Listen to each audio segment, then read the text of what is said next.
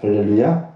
오늘 이 밤에도 함께 말씀 나누게 될 때에 하나님의 말씀을 깨닫는 은혜가 있으시기를 주님의 이름으로 축원합니다.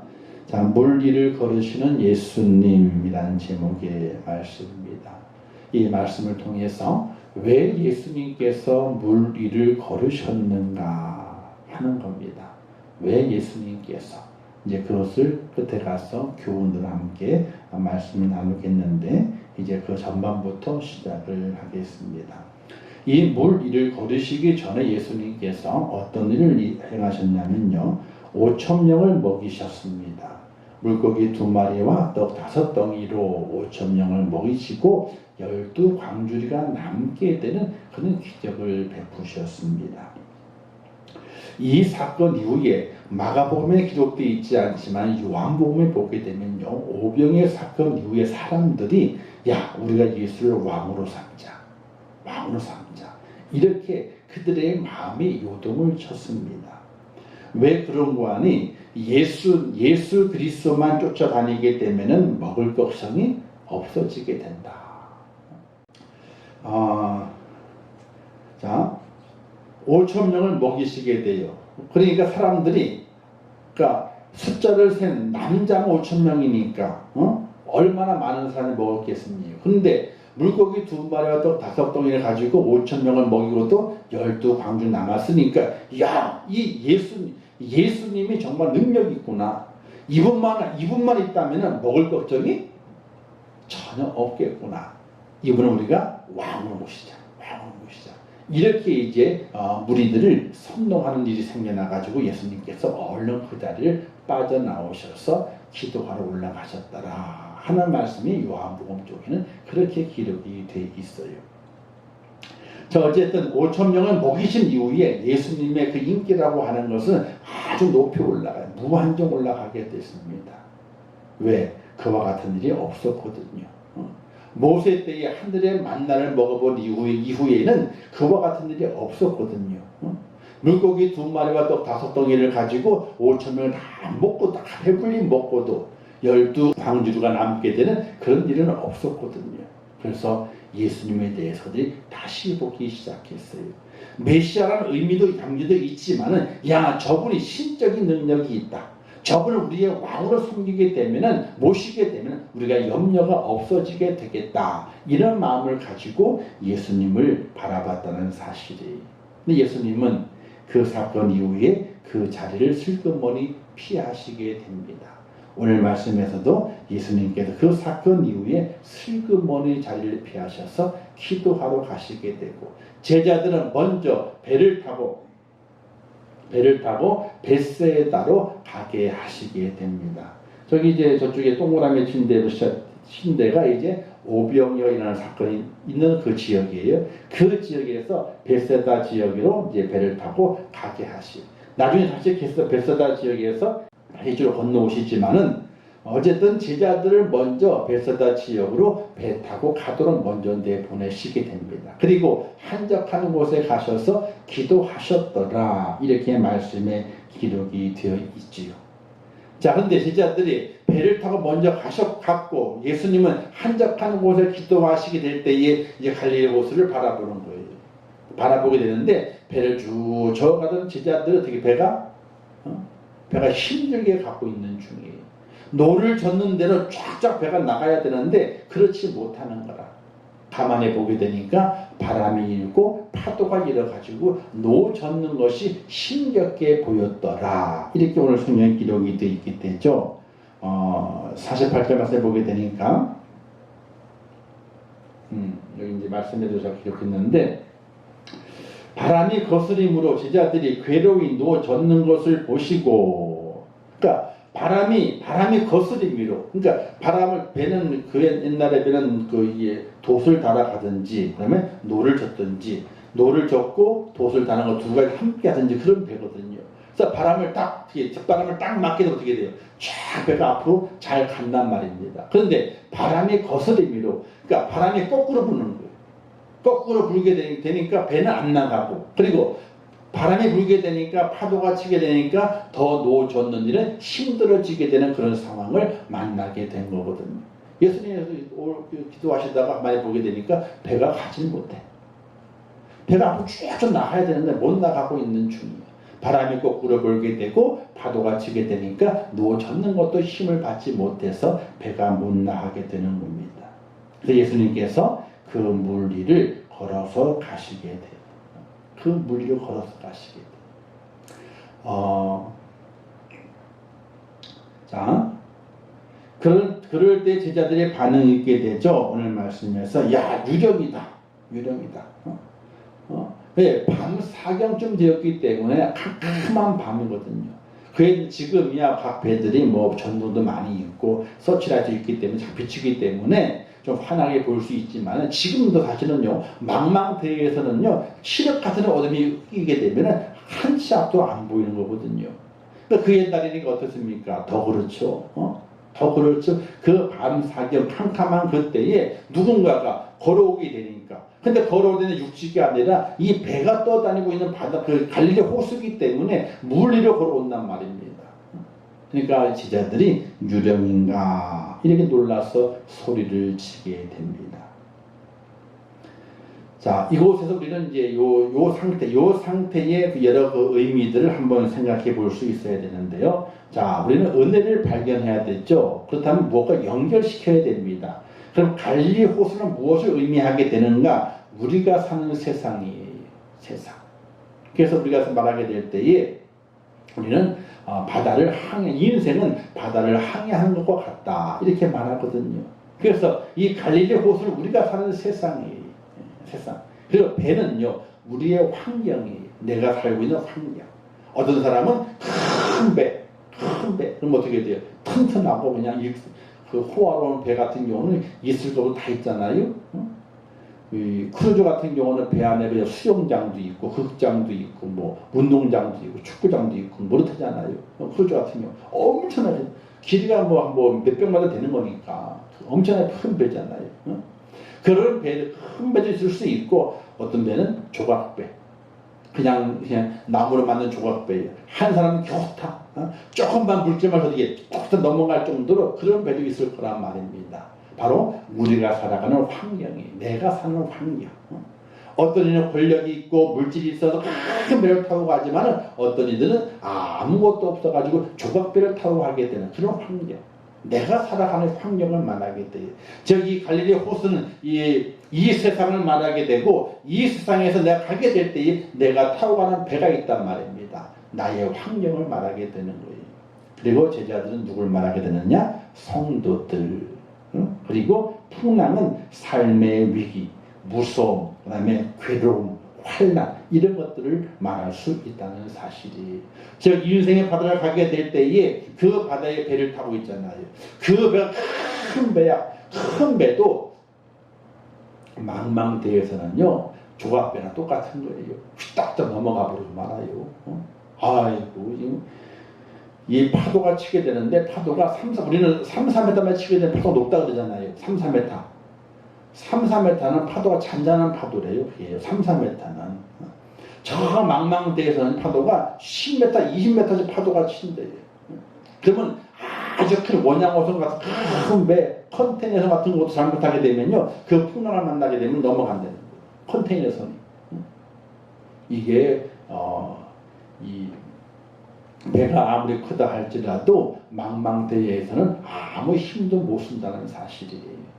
자, 이와 같이 우리의 삶의 환경이 지금 오늘 이 말씀 가운데서 벌어지고 있게 되는 겁니다. 우리가 갈릴리 호수로 갑니다. 인생길을 걸어갑니다. 배를 타고 갑니다. 그 배 안에 우리가 타고 있습니다. 근데 우리의 환경이 큰 배의 환경도 있고 중간 배 환경도 있고 작은 배의 환경도 있는데 그냥 평안하게 되면 아무 문제가 없는 거예요.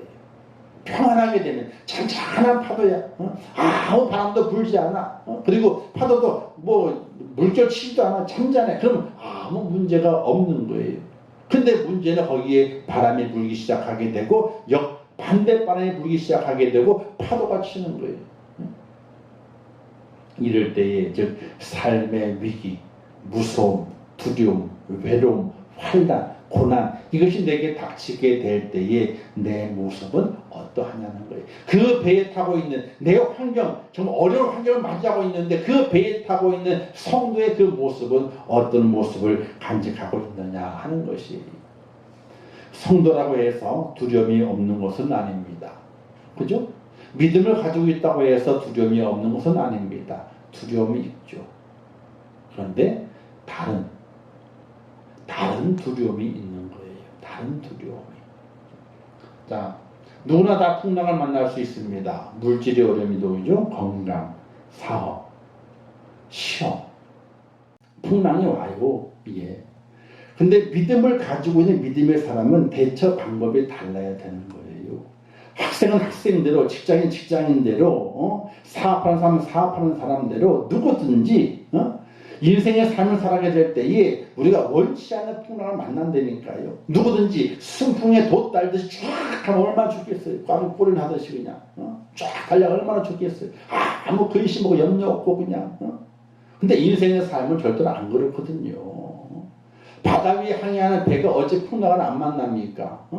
어찌 반대 순풍이 아니라 역풍을 어떻게 안 만납니까? 만났거든요.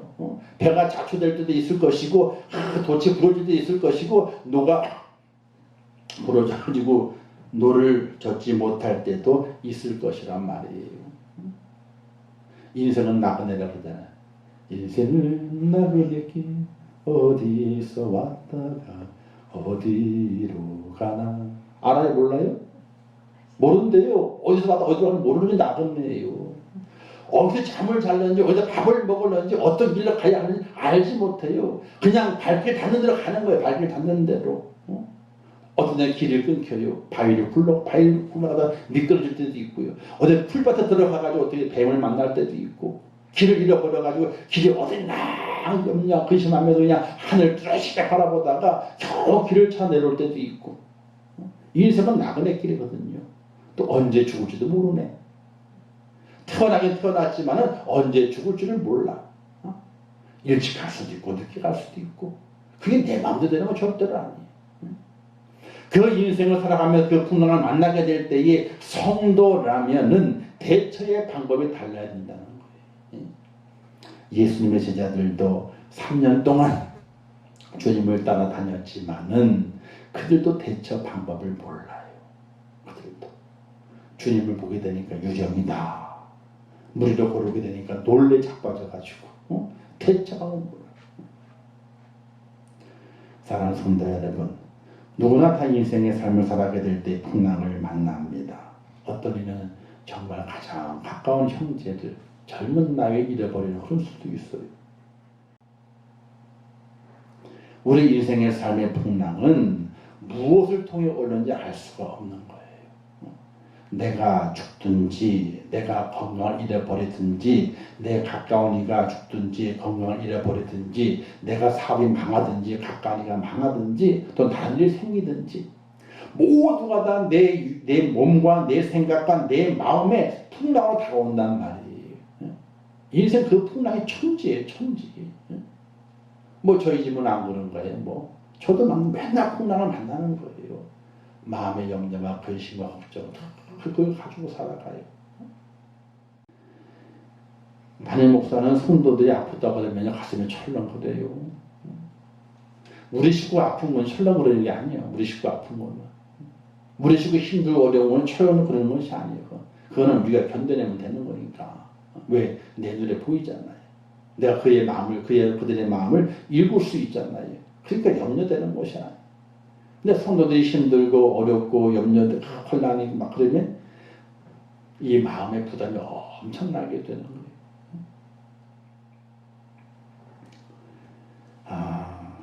오늘 우리가 살아가게 될 때에 풍랑이 다 있어요. 왜 없을까요? 풍랑이 있지. 근데 믿음을 가지고 있는 성도는 그 풍랑을 대처하는 방법이 다르다는 거예요. 다르다는 거예요. 그게 달라야 돼. 그게. 자, 풍랑을 해결해 주신 주님인 예수님. 자, 예수님 쭉 바라보게 되니까 풍랑 때문에 배가 앞으로 못 나가요. 제자들이 힘겨워하고 있어. 이때 예수님께서 그 바다 위를 걸어가시게 돼요. 배에 올라 저에게 가시니 바람이 그치는지라. 다 그쳤어요. 제자들이 놀라지만 깨닫지 못하는 것이 있었습니다. 오병이어의 사건을 보고도 예수님이 누구이신지 깨닫지 못하는 거예요.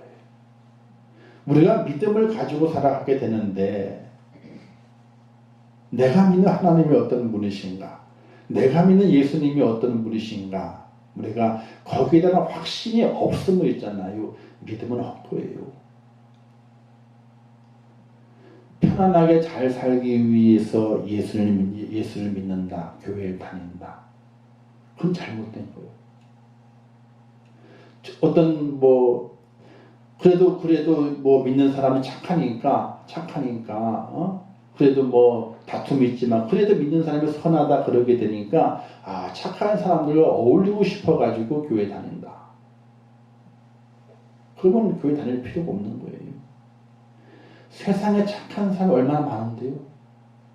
교회 안보다도요, 교회 바깥에 착한 사람이 더 많아요. 저도 많은 사람들과 만나고 얘기를 하잖아요. 그죠? 근데 교회 밖에 있는 사람이 더 착해. 더 말이 순해.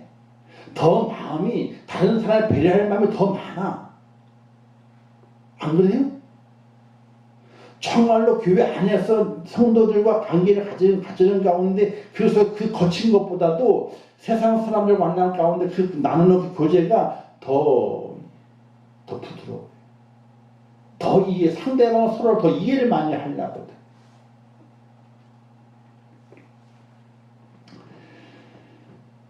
제자들이 예수님께서 무리를 걸어오시게 될 때 두려워했어요. 왜? 근데 예수님을 알았지만은, 확인했지만 두려움에 떨었어요. 오병이어를 통해서 예수 그리스도가 누구인지 확신을 갖지 못했어요. 물고기 2마리와 떡 5덩이 가지고 5,000명을 먹이고 12광주를 남기게 한 그 놀라운 그 사건, 하늘에 만나를 내리는 그 사건을 통해서 예수님께서 누구인지 확신이 없었어요. 믿질 못했어. 그러니까 무리로 걸어오시게 되니까 놀라 자빠졌지. 이 유령인가 이랬죠. 사랑하는 성도 여러분, 우리 인생의 삶의 풍랑은 옵니다. 어떤 풍랑이든지 와요. 근데 그 풍랑을 바라보게 될 때에 믿음의 눈을 가지고 바라봐야 돼요. 믿음의 눈을 가지고. 그리고 그 속에서 하나님이, 그 속에서 예수님이 내게 말씀하시고 나를 바라보시는 것을 확인하는 하나님의 사람이 될 수 있어야 되는 것입니다. 그래서 우리가 믿는 하나님은 누구신지, 내가 믿는 하나님, 나를 구원하신 예수님이 누구신지를 확신하는 그 믿음을 가지고 살아갈 수 있어야 돼요. 우리는 이런 마음을 가져야 돼요. 주님이 지금 부르시더라도 나는 후회가 없다. 왜? 천국 가니까. 후회가 없다. 이런 마음을 가지고 살아가야 돼요. 언제 나를 부르시는지 어떻게 알 수 있어요? 모르는 거예요. 응? 자, 그럼 예수님께서 우리를 걸으신 이유가 있습니다. 이유는 첫 번째가 하나님의 아들이심을 보이기 위함이었어요. 내가 하나님의 아들이다. 너희들이 봤지. 오병이의 사건을 봤지. 물고기 2마리와 또 5덩이로 5,000명을 먹였던 그 사건을 봤지. 이 사건이 광야에서 하나님께 너희 백성을 먹여 살렸던 그 만나를 내렸던, 하늘에 만나를 내렸던 그 기적과 똑같은 것이야. 내가 바로 하나님이다. 이걸 그들에게 보여주시게 된 거예요. 그리고 무리를 걸으시면서, 자, 무리를 걷는 자가 누구냐? 바로 하나님이 아니냐. 그래서 본인이 하나님인 것을 보여주시기 위해서 무리를 걸으셨다는 사실이에요. 그리고 두 번째, 왜 무리를 걸으셨느냐?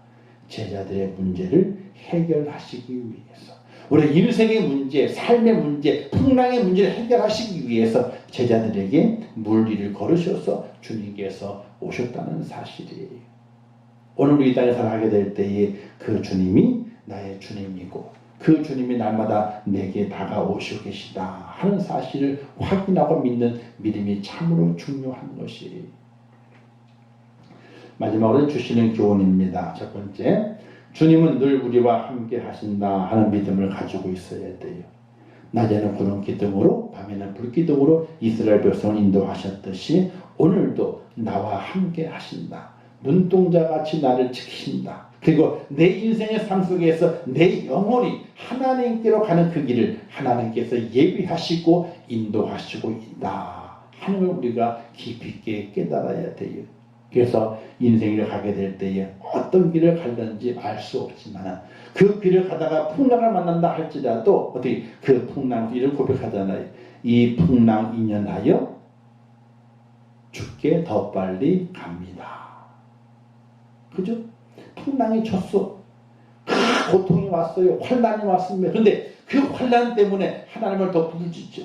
이 환난 때문에 내가 하나님께 더 가까이 갑니다. 더 가까이 갑니다. 평안할 때는 기도 안 했는데 힘 안 될 때는 다 놀았는데 힘드니까 어려우니까 더 기도합니다.